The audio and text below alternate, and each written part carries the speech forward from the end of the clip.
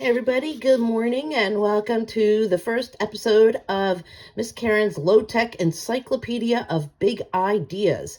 So we're landing in ancient Greece.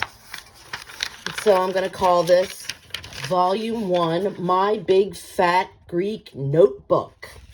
All right, and we're going to talk today about a famous Greek philosopher whose ideas impact us today. Chapter 1, that's Plato. Sounds like Plato, but his Allegory of the Cave. All right, it's a very famous work.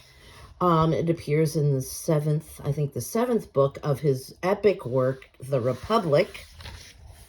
And as we might remember from last year, Allegory has a hidden story beyond what the obvious is. So when we looked at the Peaceable Kingdom by Edward Hicks, and we see depicted in that painting Quakers signing a peace treaty with the Native Americans in Pennsylvania.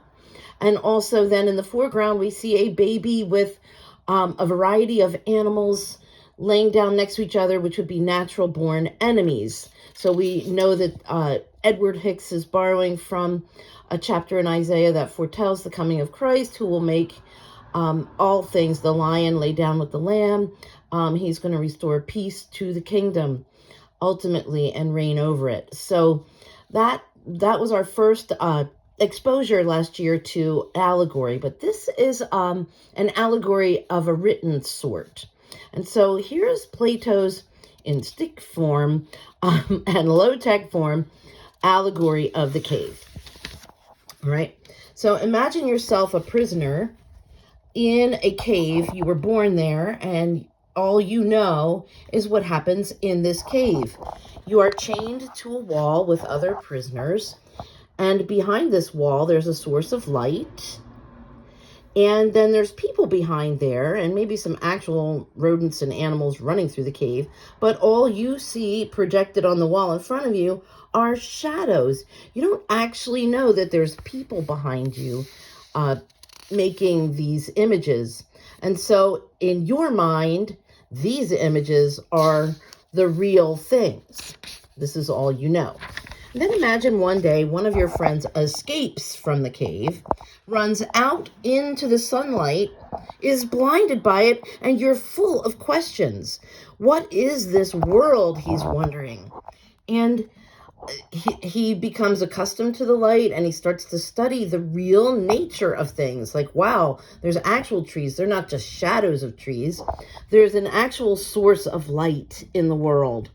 And then we come down to what he's going to call the hierarchy of sources. So at the lowest level are these shadows. And then there's the actual thing. And then there's the source of all that we can see, the sun, which sheds light on all of these actual things and also creates the shadows. So a hierarchy is like a I have to think about, it's like a parade of importance, or like you would have a senator, you would have a state representative, a governor, a senator, and then you would have president. So that's like a hierarchy. It's how we see things in relative importance in their place. So out of this grows the idea that this is, again, the most popular interpretation of the Allegory of the Cave, is that there's such a thing as a form. And by form, I don't mean like, we're looking at a styrofoam cone. We are looking at the idea of a perfect coffee mug. So I have some drawings here of the different kind of coffee mugs I have, right? They're all variations. So Plato would call these phenomenon, right? Because they're changing, they vary, right? But the original form would be like a blueprint, the one true, unchanging source of a perfect mug. And Plato believes that that's out there in the world of ideas, okay? And what he believes is that there's a world of forms that contain that unchanging source, and then there's phenomenon, which is the original form subject to variations.